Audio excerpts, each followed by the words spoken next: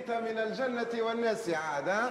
قال شنو الدادي بزرستك وانت فاصعة من الخدمة؟ والله ليه تقريبا زلت ولا شوف الفيخ. باهي اقعد غادي، اقعد الريحة واصلة حتى لهوني. يا ولدي اسمع كلامي برا الدونتيست. الواحد دونتيز يا مش عامل عضو قرنفل. شو اي انا صحته باش تبرك. يز يا باجي قال له عود قرنفل. يا ولدي عندك ابسي يا ولدي، تعرف معناتها ابسي؟ لا يفيد فيها لا عود قرنفل ولا كلمة. هذيك ما يفيد فيها كان لا لا لا لا يا سليمان، يظل لي عنده انفلاسيون، مش الحكايه اللي كنت تحكي عليها تو انت هذيك. الله يهلكك يا باجي. نعم. شيء قلت لك الله يهلكك. انفلاسيون وانت يظهر لي عندك انفلاسيون تاع كلام بالسوري.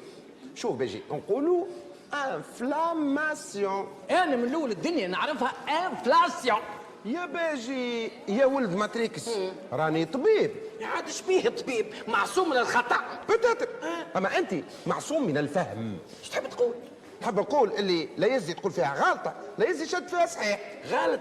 انا غلط ولا انت سي طبيب ما نجمش تداوي جرد زرس؟ نعم نعم. إيه؟ نعم انا ما نجمش نداوي جر زرسه.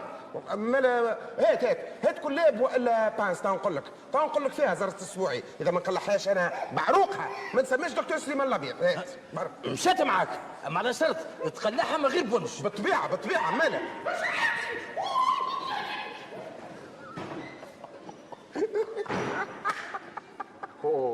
من تروح منها هولو ليه مشت تعليلك.